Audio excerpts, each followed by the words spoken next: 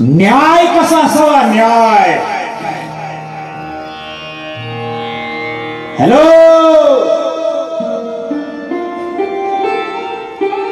अरे न्याय आमच्या शिवराजासारखा अजून कोणी केला नाही. जरी संविधान निघालं असलं तरी राजाने जो न्याय केला, संविधानात असलेला न्याय सुद्धा उशिरा मिळाला म्हणजे दिला गेला. संविधानाने संविधानाचं काम ओकेच केलंय हो, पण न्याय कायदे चालवणारे गाफील. माझ्या शिवराजाचं वय होतं फक्त आणि फक्त 17, पण कामगिरी अक्षी खतरा.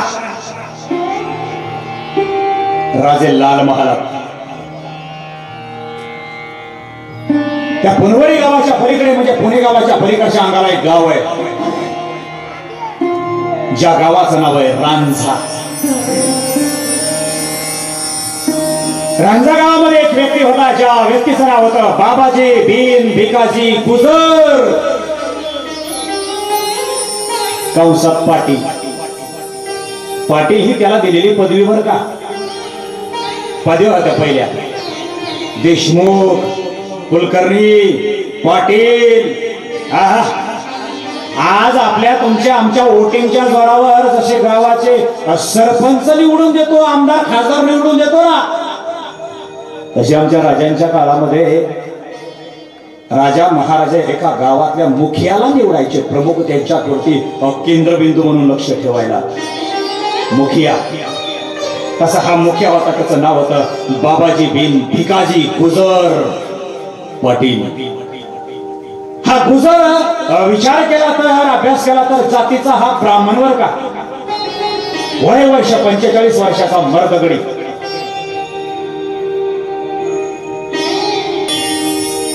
या रांझा गावाच्या शेजारी अवतारी भवतारी रयत आनंदाला जगत होती. त्या एका गावामध्ये एक विधवा मुलगी आली होती. ती विधवा मुलगी आपल्या वडिलांकडे राहण्यासाठी आली. तिचा एक छोटासा भाऊ होता, जिचं नाव होतं गणोजी. पहिल्या मातामावळ्या हातामध्ये संशय तलवारी घेऊन जायच्या, गवत कापायला वेळा घेऊन जायच्या. आणि एका गावातली रामजी खोरे नावाच्या एका व्यक्तीची मुलगी वेळानं गवत कापत होती. आणि गवत कापत असताना त्या गावातला रांझा गावातला जो बाबाजी बिन भिकाजी गुजर होता, तो मात्र वेढा टाकत होता आपल्या स्वतःच्या शेतामध्ये. अरे वाऱ्याची झुळूक यायची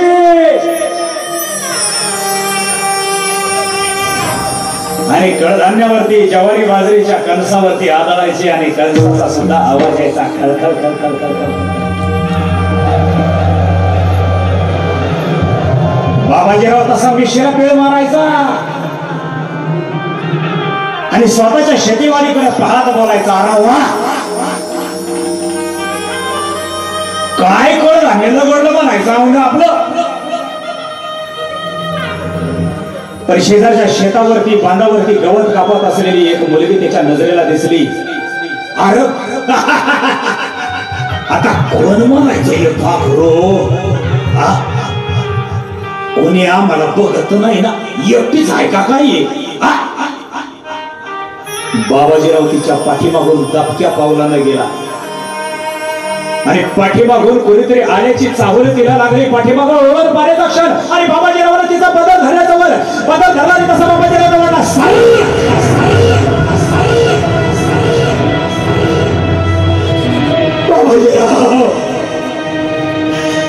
बाबाजीराव माझ्या पदरावर हात टाकू लागाव. बाबाजीराव तुमच्या लेकीच्या वयाची, माझ्या बाच्या वयाची तुम्ही बाबाजीराव. अहो तुम्ही तर या गावचे मुखिया.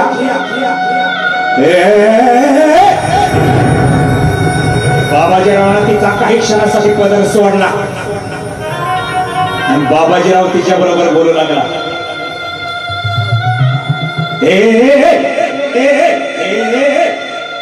लेकीचं नातं लावायचं नाही, लेकीचं नातं लावायचं नाही. गावचा पाटील आहे ना पाटील. का गे भावाने कळत आहे बघा तुला? अगं गावातली काही आणि गावातली बाई या दोघींनी आमचं सेवा करणं हे कर्तव्याचे. शेजारी त्याचा गणोजी नावाचा 9 वर्षाचा एक मुलगा होता. तो 9 वर्षाचा मुलगा आपल्या बहिणीचा बदल रोखण्यासाठी धावत येऊ लागला. बाबाजीरावापासून आपल्या बहिणीला वेगळं करू लागला.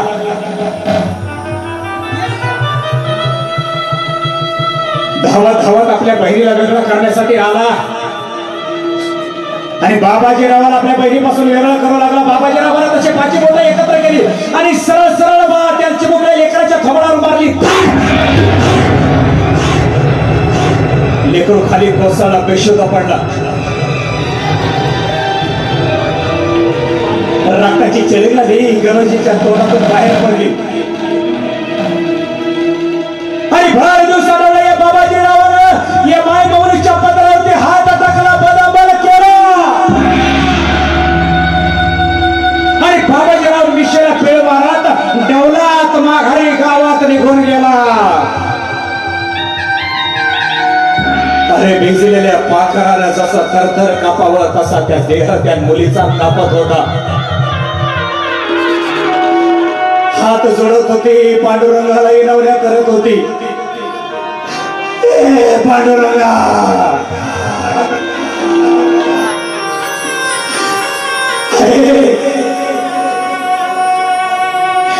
अरे पांडुरंगा, तुला द्रौपदीला आवाज दिला तर धावत आला रे.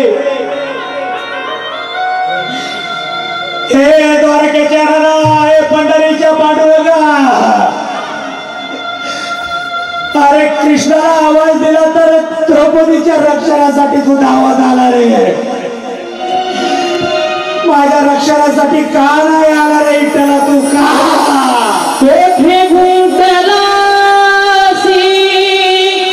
द्वारकेच्या राया, कोठे गुंतलासी द्वारकेच्या राया, कोठे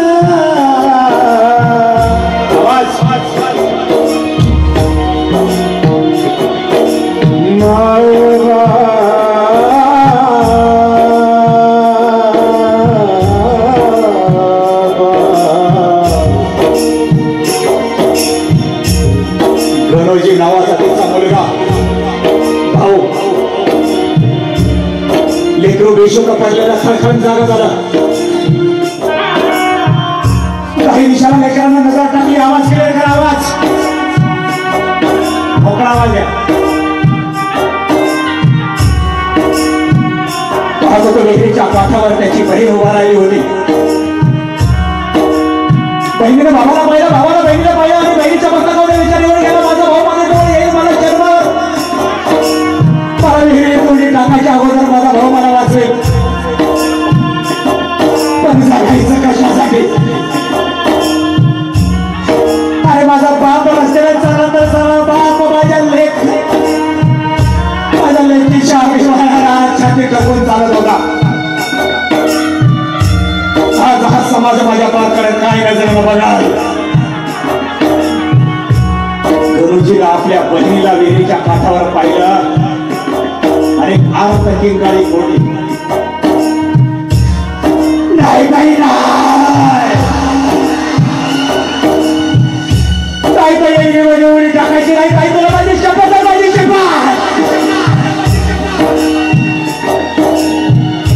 गुरुजी आपल्या जवळ येईपर्यंत विहिरीची उडी टाकायची होती. ताई तर उडी टाकली तर रक्षाबंधनाला मला कोण राखी वाजेल का ताई? ताई तुला माझी शपथ आहे, ताई विहिरीमध्ये उडी टाकायची नाही. नाही ताई नाही.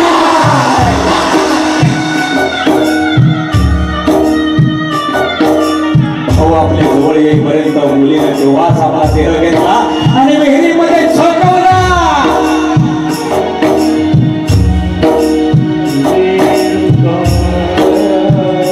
गणोजी धावत धावत विहिरीच्या काठावर गेला आणि गोळत असलेल्या बहिणीकडे पाहून गणोजी बोलू लागला, वा ताई वा, ताई लय नाव बनवलं तो. ताई ताई सांगत होतो तुला विहिरीमध्ये उडी टाकू नका म्हणून. घडलेला प्रकार सगळा घेऊन रामजी खोरे नावाच्या बापाकडे आपल्या वडिलाकडे गेला. मुलीचा बाप घरी होता. गणोजी धावत धावत आला आणि मुलीच्या आपल्या आई वडिलाला सांगू लागला,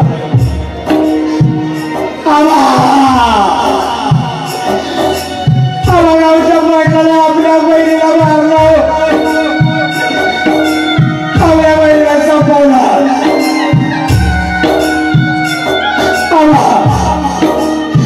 गावच्या बहिणीला आपल्या मुलीची रागारागोळी केली. माझी ताई संपली.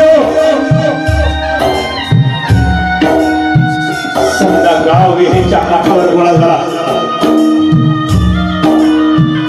जुन्या काळात विहिरीत जर माणूस पडला असेल ना, बघा शांताराम, बोराटी घ्यायची, बोराटीचे खांदे त्याला ताबा बांधायचा. लईच्या खांद्याकडे कुठेतरी लोखंडाचा गळ असायचा. गळ माणूस विहिरीत पडलं म्हणजे त्याला बाहेर काढायला. बोराटीची काठी दाव्याला लावून विहिरीमध्ये टाकली गेली. बोराटीची काठी त्या मुलीच्या पदराला कुठंतरी लटकली. मुलगी वर काढली आणि विहिरीच्या काठावर अंत्यविधी केला गेला. सारा गाव हळहळला. रामजी खोरे नावाचा बाप मुलीच्या देहावरती चितेवरती डोकं आपटून आपटून भर रडत होता. तर रामजी खोरेच्या डोक्यात एकच बसला, मला न्याय न्याय न्याय हवाय. आणि हा न्याय फक्त माझा शिवा राजाच मला देऊ शकतो. अरे ते चितेचा खोसही सच्च्या आत पायात पायचा न घालता धावत धावत रामजी खोरे गेला आणि शिवा राजा तख्तावर बसले होते. रामजी खोरे गेला कसा रामजी खोरेला लोटांगण घातला शिवा राजाच्या रवरात. राजा राजा मला न्याव, या राजा मला न्याव. राजा माझ्या लेकीला मारलं, माझ्या लेकीला मारला. राजा माझ्या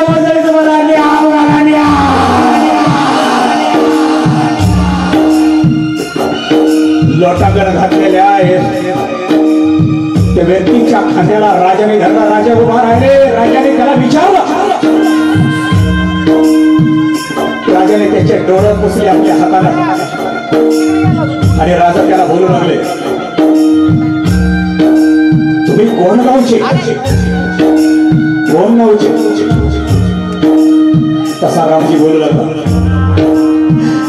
राजा राजा गावचा, राजा गावच्या बाबाजी रावाला माझ्या लेकीच्या पत्रावर टाकला. राजा माझ्या लेकीची राख रांगोळी केली. बाबाजी रावाला माझ्या लेकीला सपवला. राजा मला न्याव द्या, राजा मला न्याव.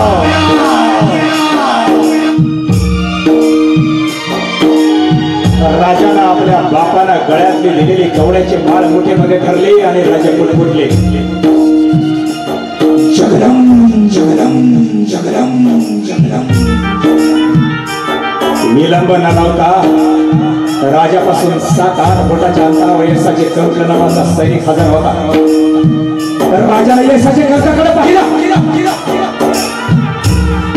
आणि राजाने यशाचे कंकाला आदेश दिला, यशाचे कंक, जो रायट्याला मारत आहे टंका, राजा तो बेडफार कैद करा आमच्या समोर. भारत देशाचे कंक सैतान हजर करावा.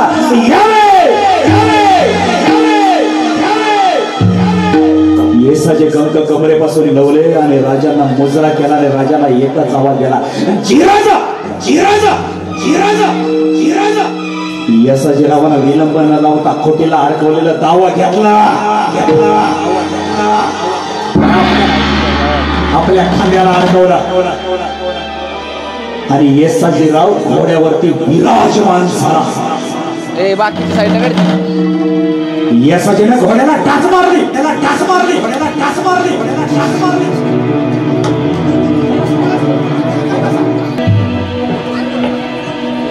येसाचे समज मात्र गावागावातून बांधातून दौड चालत होता.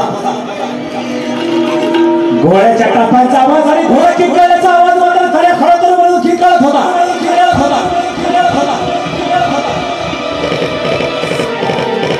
या साजेरावाला कडी नाही वाजवले.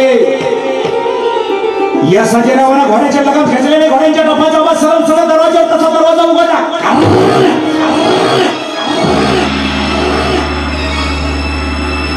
दरवाजातून आत प्रवेश करते झाले येसाची कंका. बाबाजीरावांना मात्र येडा मारला होता तंबाखूचा. बाबाजीला येसाजीला पाहिलं, येसाजीला बाबाजीला पाहिला. तसा येसाजी बाबाकडे चालत आला आणि बाबाजीला उभे ठाकले.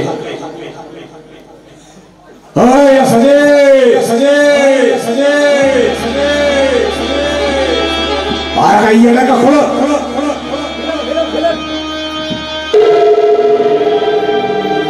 काय कवळं बोलता का काय आमच्या?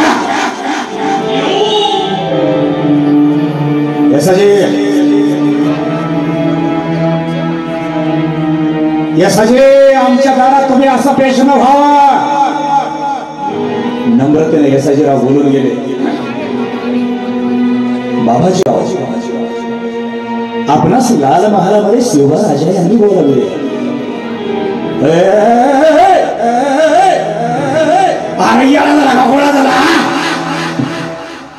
बाबाजीराव म्हणत्याचा मासली बाबाजी, अरे गावचा पाटील हाय पाटील. शिवाजी राजा आम्ही नाही ओळखत त्या शिवाजी राजाला. त्या शिवाजी राजाचं काम आमच्याकडं, आम्ही नाही जायचं त्यांच्याकडं. जा यसाजी जा. आणि ते तुझ्या शिवबा राजाला म्हणावं बाबाजीरावाच्या दारात तुम्ही यायचं. कसं बाबाजीराव म्हणून तसं.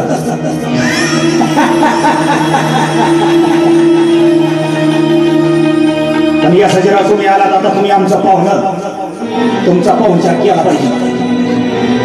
घरात बायको होती, बाबाजीरावला बायकोला आवाज दिला,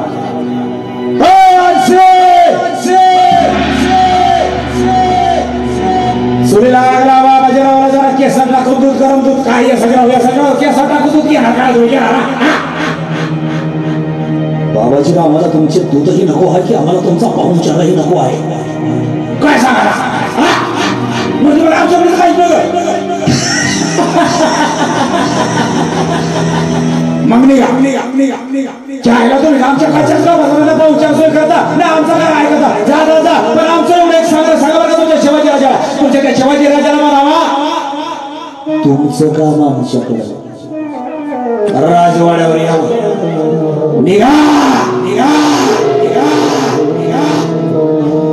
या सजिरा होते या सजिरावानं खांद्याचं दाव काढलं सोडलं आणि बाबाजीरावचे हात बांधले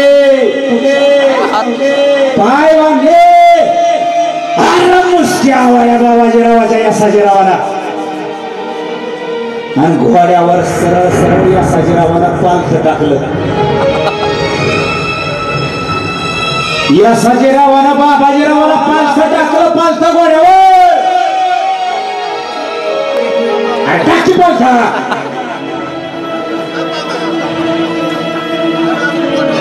आणि सरळ शिवाराजाच्या दरबारात हजर केलं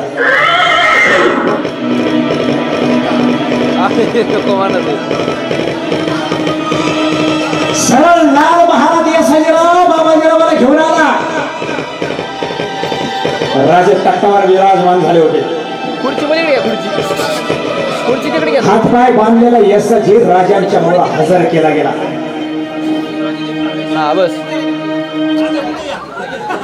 यशाजीराव म्हणत होते अरे म्हणतो की तुला काय तुझ्या बायकोचा राजवाडा वाटला व्हायरा माझ्या शिवराजाचा वाडा आणि काम गोमारून मारायचं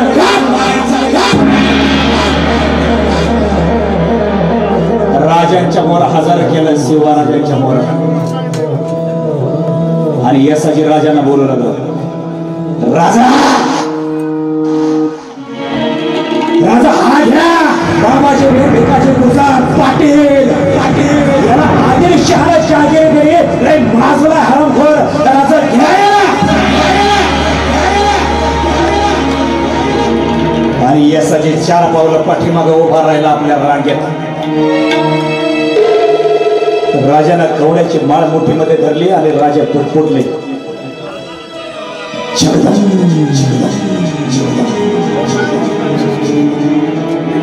वाह वाह बाबाजीराव वाह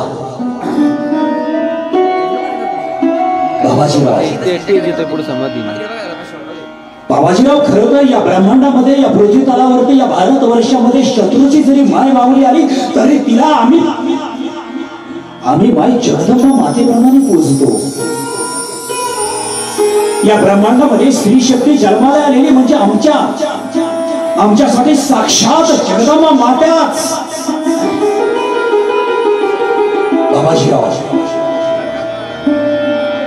बाबाजीराव आपण ऐसे न करावे मस्तीत आणि गुरमीत असलेला बाबाजी उठला उभा राहिला आणि गर्वित राजांना बोलू लागला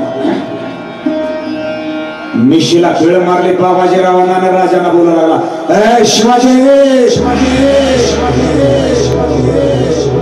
आम्ही गावचं पाटील जागेरे बादशाह भरा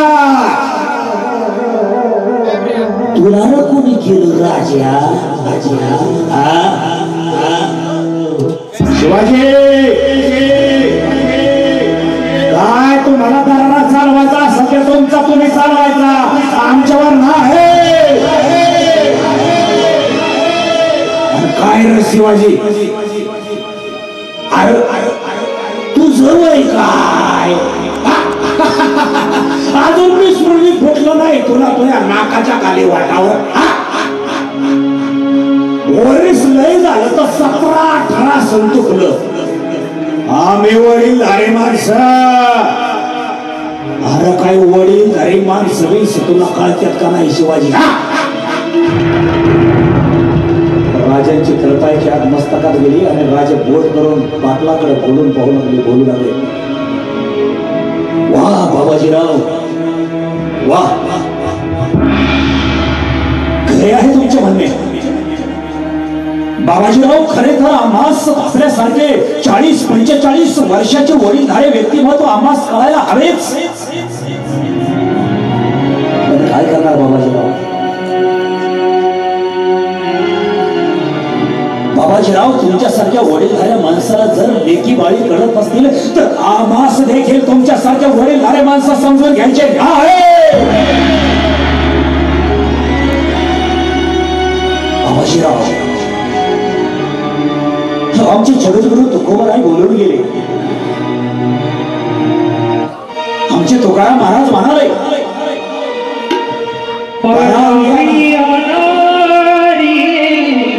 बाहुली सलमान परबिया नारी बाहुली सलमान परबिया नारी बाहुली सलमान परबिया नारी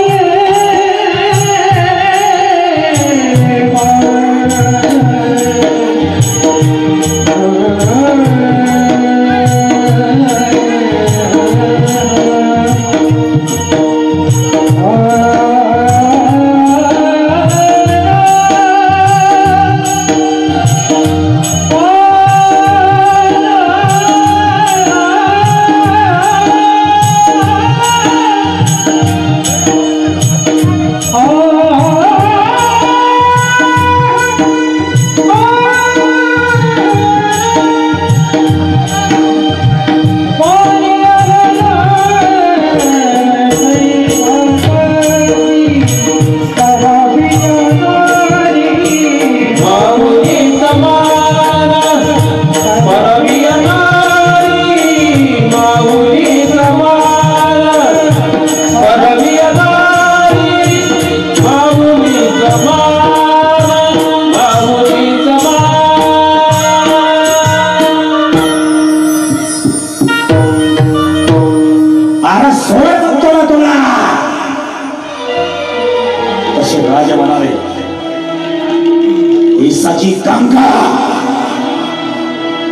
आपल्या माय मौलीच्या पत्राकडे हात टाकायची विषाद कोणाकडे झाली नाही पाहिजे.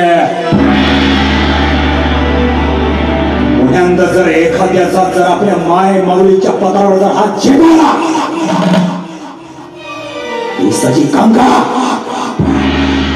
या बाबाचे भेकाचे गुजर पटलाचा दोन्ही हात कोपऱ्यापासून तोडा.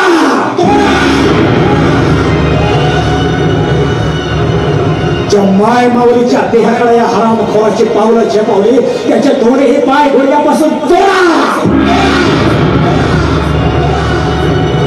पुण्यांदा कोणाची विषाद न झाली पाहिजे. आमच्या हिंदू धर्माकडे आणि यांच्या माय माऊलीच्या पदार्थाकडे वाकडी नजर करून पाहण्याची यास आमच्या समोरून फरफटत घेऊन जावे.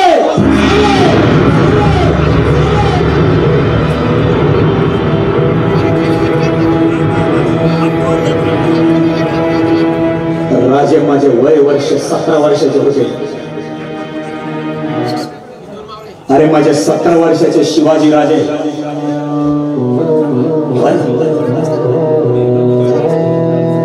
पण कायदा होता कायदा. अरे हटावर माझ्या शिवाजी राजाचा मिसळ नव्हता पण माझ्या माय माऊलीच्या पदराकडे हात टाकणाऱ्या बाबाजीरावाचा.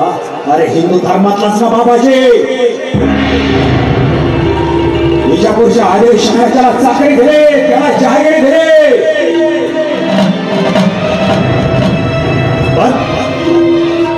हरामखोर गद्दार ठरला शिवाजीराजांच्या स्वराज्यासाठी. गद्दार कैसे करावे. आज 2016 कोपर्डीला झालेल्या प्रकारात अजूनही त्या 4 हरामखोरांना शासन आजही 4 भिंतीच्या आतमध्ये खायला प्यायला देत आहे आणि सुखरूप सांभाळत आहे. अरे माझ्या राजांचा कायदा बाहेर काढा. हो महाराष्ट्राच्या तक्रार बसलेले शिंदे सरकार,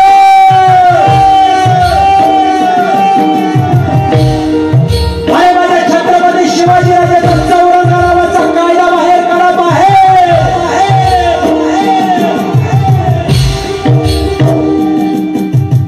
हैदराबादला झालेल्या प्रकारात त्या डॉक्टर मुलीला मारलं, पेट्रोल डिझेल टाकून बलात्कार करून संपवला. ते साक्षी प्रकरण. अरे किती सांगावे किती. अरे प्रेमाच्या जाळ्यामध्ये माझ्या लेकी बाळीला फसवावं या सुतारांना. अरे 35-50 तुकडे करून फ्रीज मध्ये या हरामखोरांना माझ्या लेकीला टाकावा, बहिणीला टाकावा. अरे झप्पा काढतंय का शासन.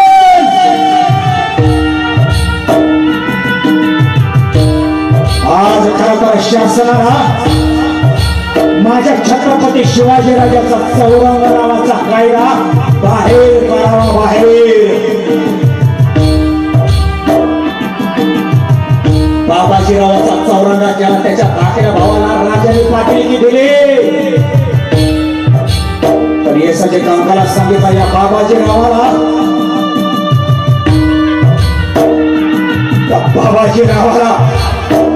मारू नका. रांजा गावाच्या चौकात एक झोपडी करा आणि त्या झोपडीमध्ये या हरामखोराला बसवा. वाटलेच तर त्याचे खाणे पिणे सगळे आम्ही करवतो. आम्ही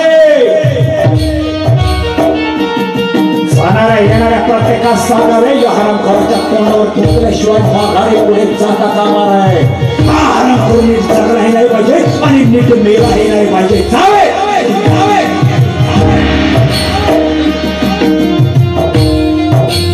आजच्या शासनाला माझी विनंती आहे.